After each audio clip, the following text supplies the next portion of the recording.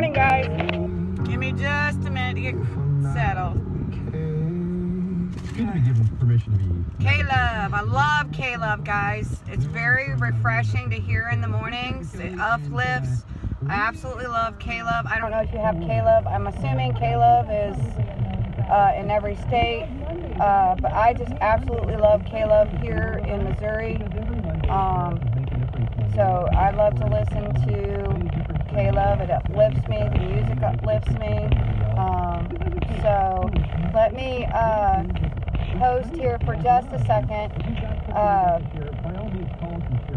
love K-Love. I don't know about you guys, but K-Love, the songs that they play, I don't know, it just seems weird that when I need to hear a song, that very moment, God allows that song to be played. I just absolutely love K-Love. So, but I'm going to turn it off here, see who joins me this morning. Morning, guys. Let me see if I can get my glasses. Hey, Jackson. It's good to see you. Kevin. And, I don't know how to say that last name. It's good to see you this morning. Had a great weekend. God's blessing. Got pretty much all my paperwork done, ready to finish submitting.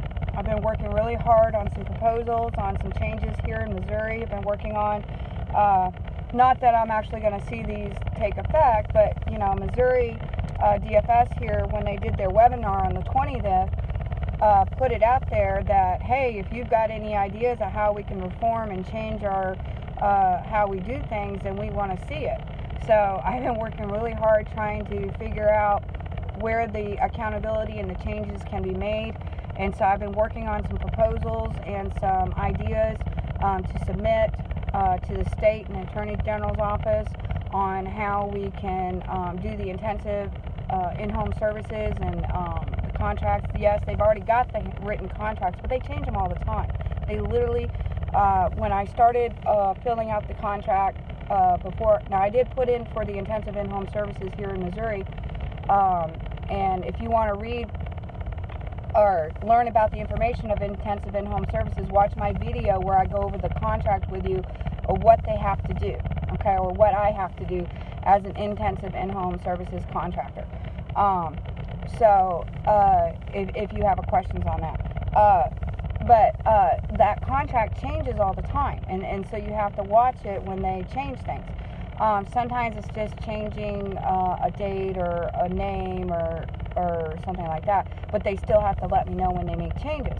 So I've been going over the contract, and I really feel like these contractors I believe in accountability. I've always believed in accountability. Everybody needs accountability. You know, God doesn't put just one person in charge of, say, the finances of the church.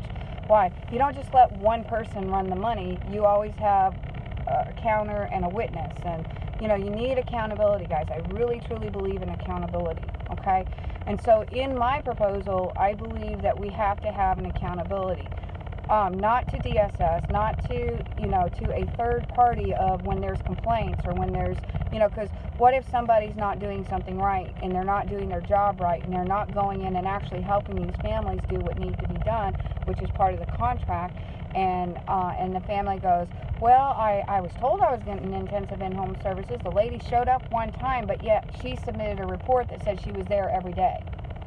And the parents like, they weren't here every day. That's what I'm talking about. Having that accountability where parents can turn in at the end of their services exactly, you know, have them, you know, do a critique or a review, a feedback on how the services could be done better. And I think that's important. People need to allow the parents to have a voice on how things are doing, how things are going. I think there needs to be, now they did put in there that any time that a caseworker goes in, a supervisor has to go in as well, physically go in as well, okay? So I did like that because that to me felt like accountability, okay? And accountability, guys, is the key. And when we start making the changes of people being accountable for their behaviors, decline a call here, that's where things are able to change. When there's accountability and there's people that, you know, and I believe in getting out the bad apples. I believe in filling positions, just like our political system, guys. When we have a political system and we don't like that political person, what we do is they get people to promote people that are doing right, and we try to vote in people that are doing right. We get out the bad apples, or we try to get senators and governors and mayors and stuff to get in these positions who are going to make a difference, right? We try to get people to make a difference. And same thing, policy, guys. Until we take down this family children's division completely down and start over from scratch. Because I'm not stupid, guys. I know there's people out there that are physically abusing our children. There are parents out there that abuse their children. There are drug addicts out there. We have a drug epidemic here, guys. And, excuse me, I've been eating breakfast this morning. Tried to eat some breakfast. I'm not naive to believe that we don't need to protect our children. We do need to have a system in place, but I do believe that we need to have accountability with our systems.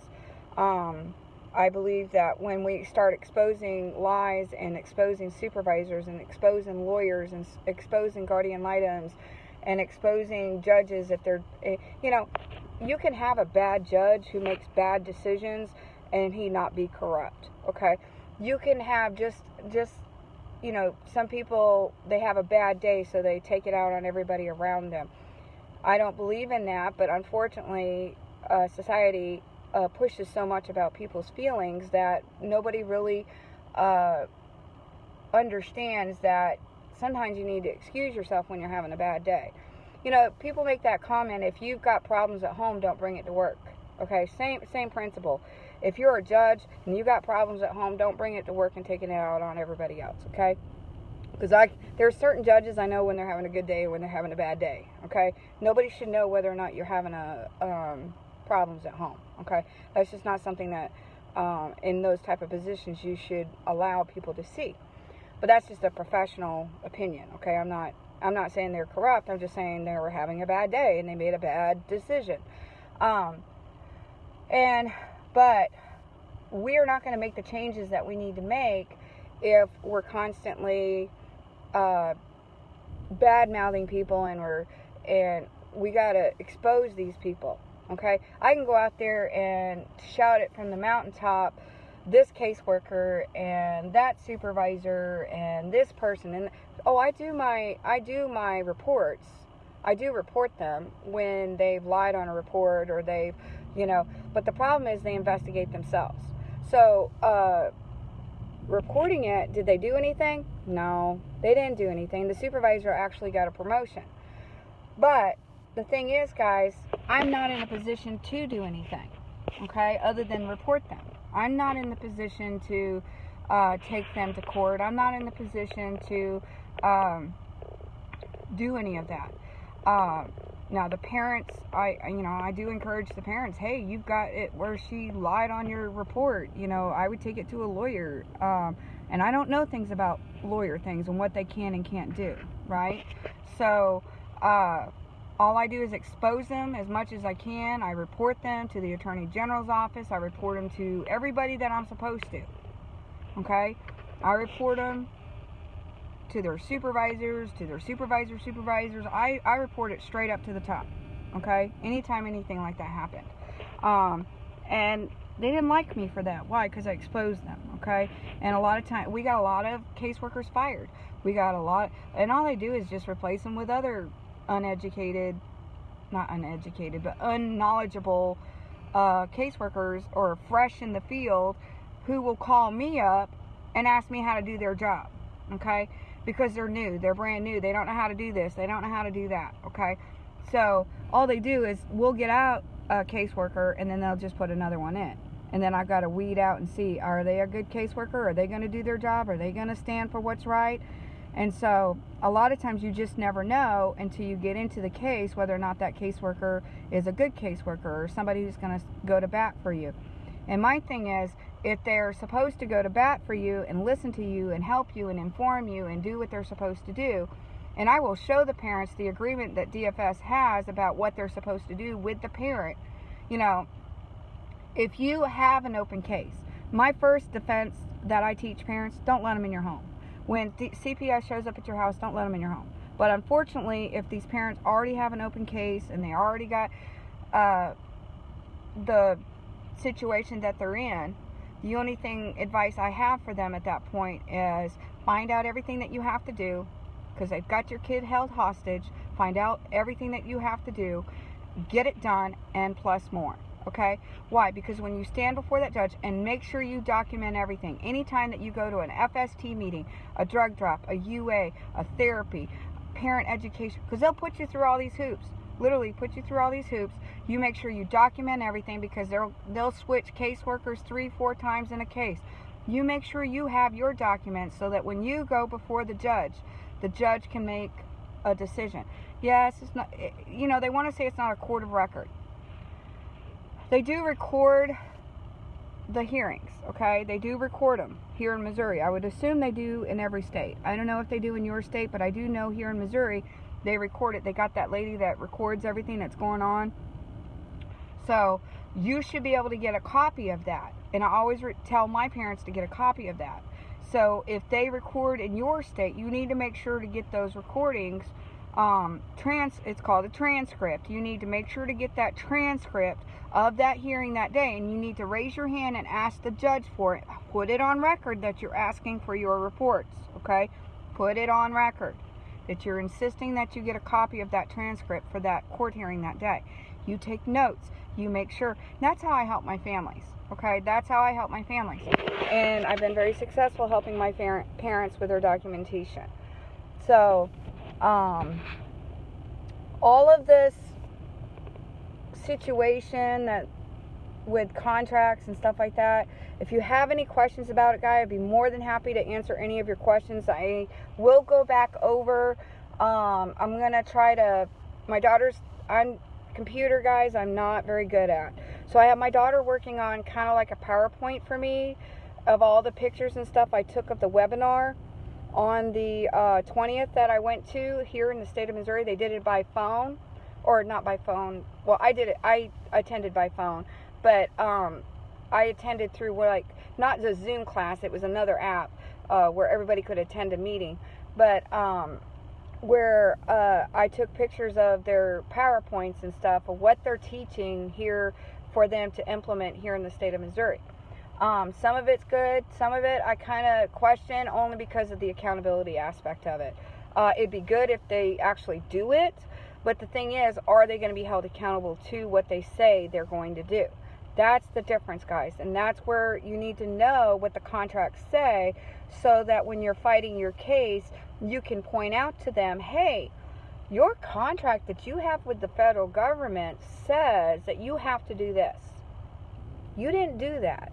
Nowhere's in this safety plan, nowhere's in this case have you done this, okay? And if that's what they're supposed to be following and the state of Missouri is participating, that's what they're supposed to be doing, okay?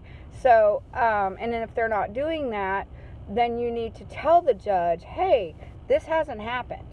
Nowhere's was this offered. Nowhere's was this done. And the judges are supposed to follow it too.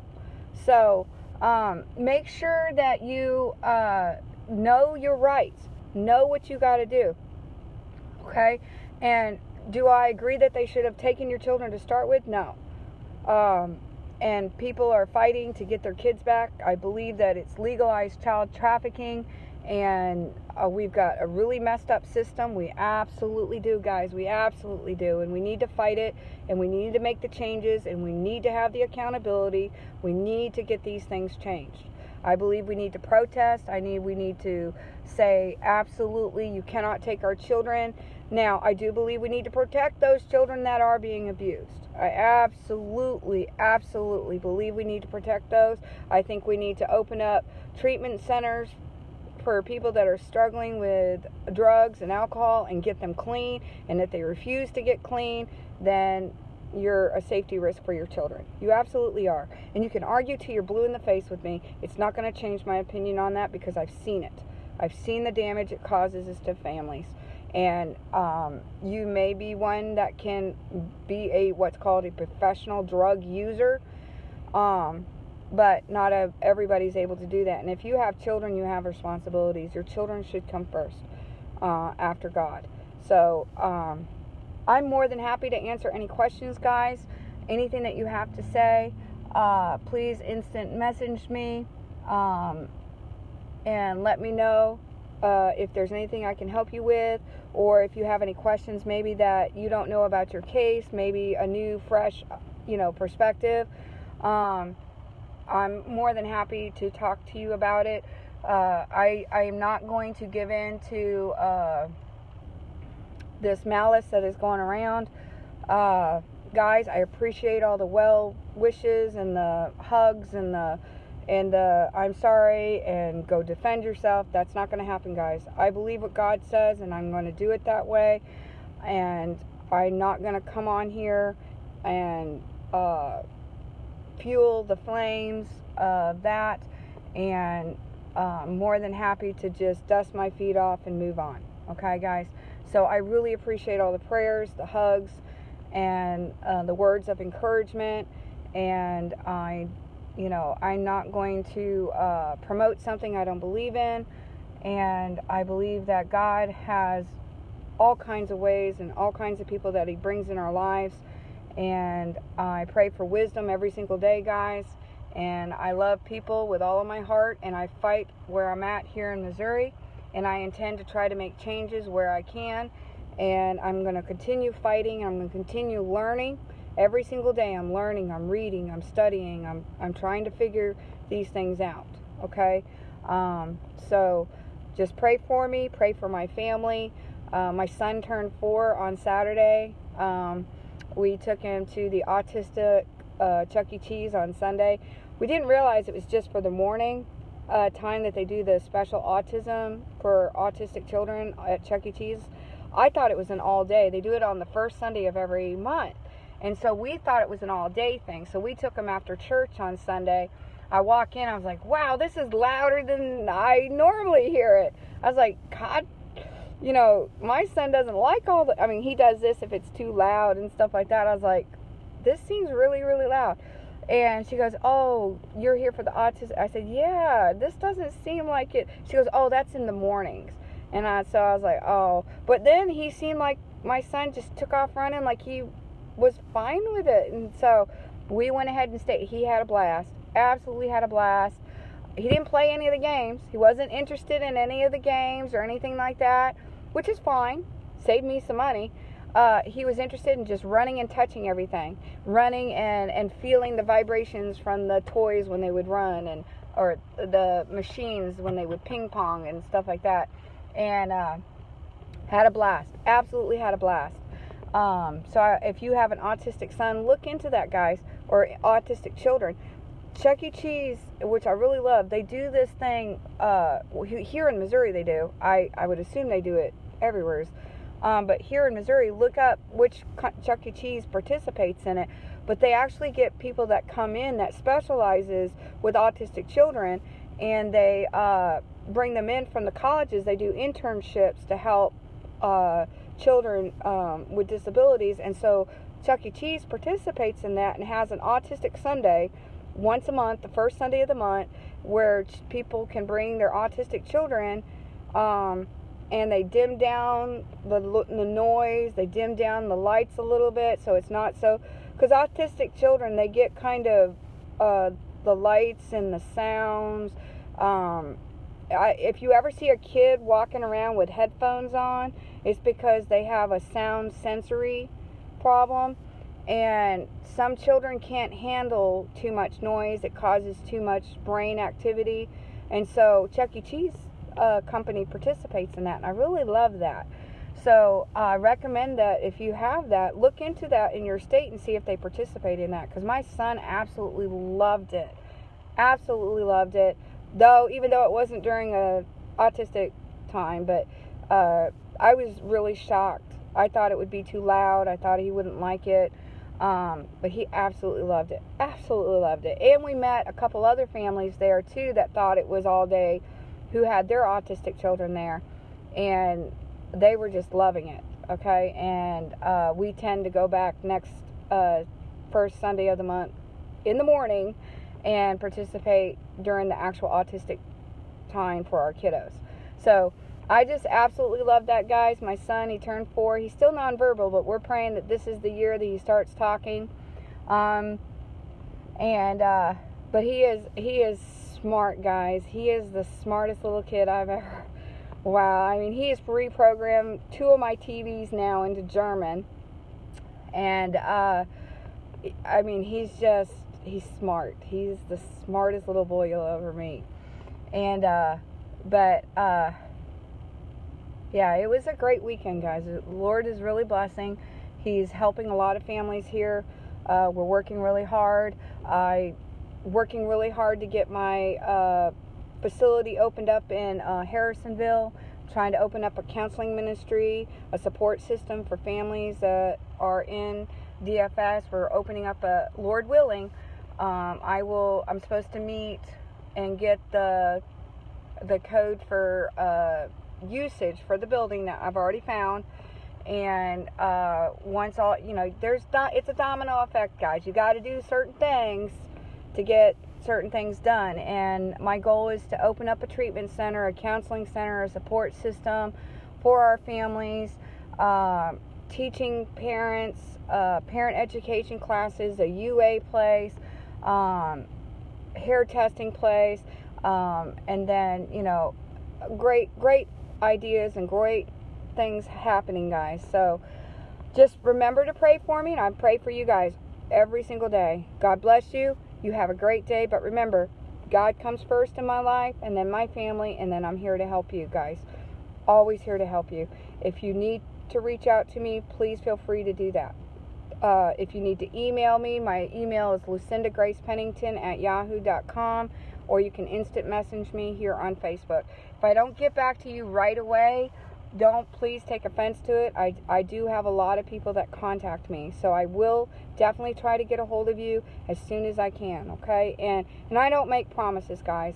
I will listen to you, words of encouragement. I'll pray with you, and I'll try to give you the best advice as I can, but learn as much as you can from as many people as you can. Power is knowledge, guys. I mean, knowledge is power, okay? Parents, learn all you can, okay?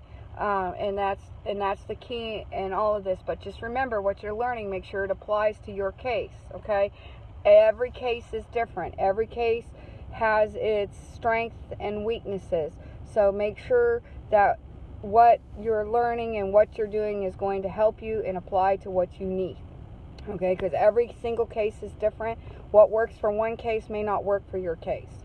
Just like raising children. It's not cookie cut, guys. What works for one child in your home is not going to work for maybe all of your children, okay? So just know that you can learn a lot and learn as much as you can. First thing, we need to teach our neighbors, our friends, our people that we go to school with, our churches, that don't let them in your home, and don't allow them to open up a case on you. Okay? Now, I do believe that if you know somebody that is abusing somebody sexually, physically, mentally, you need to contact your pastor and deal with it. Contact the families, deal with it. Talk to kinship, deal with it. And if they're physically being abused, then absolutely call the police. Call the police and help those children get rescued. Okay? Don't allow these kids to be physically, sexually, mentally abused. Don't allow that to happen, okay? I was in that situation. I grew up in homes where people knew I was being abused and did nothing about it. Just step back and let it happen. If you know of a child that's being sexually abused, physically abused, you need to report that to the police. You need to report it to the police immediately, because no child should have to go to school with a black eye from a parent punching them in the face. No child should go to school climbing underneath the sink, hiding and sleeping at night. Those are signs that you see that show that a child is being abused, okay? There's certain things, and I teach that, guys. I teach how do you know, what signs do you look for in children that are physically, sexually abused, even mental abuse. You can see the signs, okay? And we're supposed to be protecting our children, okay? And there are people that are very abusive. They're secret abusers, and children are afraid to say anything, and we need to protect our children. And so, I teach people the warning signs and how to handle it. I also help foster parents that are dealing with children that have behavioral problems because of abuse and the trauma it causes, the night terrors that they suffer, the PTSD that they suffer.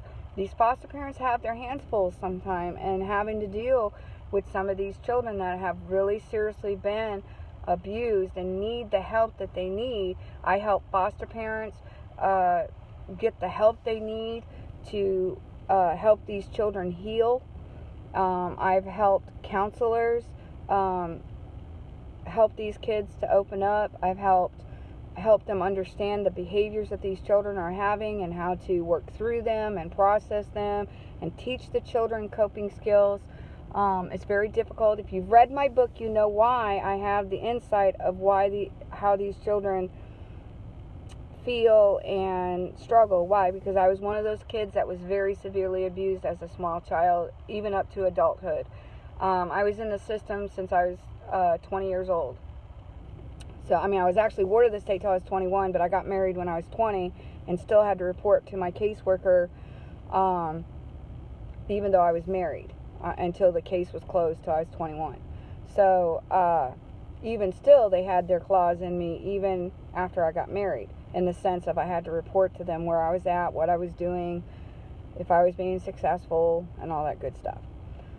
So, I know how it is. I know how the system works. I've been in it. I lived and breathe it every single day, guys. I work in it, and I expose the corruption. That's what I do. I expose it. I learn it. I learn what they're allowed to do, not allowed to do, and that's how I help families. I teach parents to document, how to keep records. It's imperative that you learn how to do this, families. If you don't know how to do it, I'm going to be teaching a class here probably in a couple weeks. I'll post it. If you want to take the class, how to learn, if you have an open case, how to learn how to do the documentation, how to get documentation if you don't know how. It's not that hard. It's just a lot of times parents don't know how. They'll ask for it and they're told they can't get it, and they trust the caseworker, or they'll trust their lawyer that they can't get it, and that's not true, guys. Not true. You can, and I'll teach you how to do it. Teach you how to get your own documentation, how to do that. You can do that. You're in a fight for your children's lives, okay? And I am here to help you learn how to do that, okay? Fight for your rights of your children. Absolutely fight for the right of your children. They don't have the right to take your children and then lie about why they took your children, okay?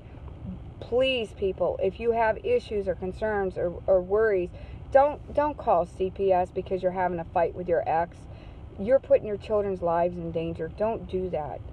Don't pick a fight with your ex and then call CPS and think they're going to give your children to you. That's not how it works. Stop trying to use the system that way, because you're just giving them the excuses to get their foot in your ex's door to steal your children, and you won't get them. They will prey on your children, keep them in the system. You won't get them either. That's not how this works.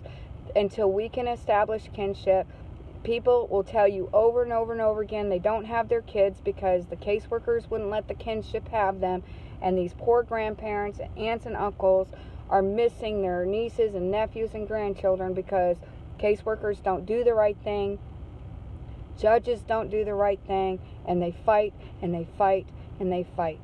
And I want to help you with that fight, okay? And let's get these things taken care of. I struggle every single day. I put a sign on my door too. CPS is not welcome to my home. I absolutely understand. I tell my school every single day, you have an issue, you better be calling me. Not CPS. You better be calling me. So, you guys, like I said, I need to get gone. I got to get my son ready for school. You guys have a great day. Continue praying for me. Pray for my family. Pray for the families that we're helping and the families that are struggling right now. We all are in this together, okay? And we need to pray for each other, okay? Love you guys in the Lord. And have a great day. God bless. Bye.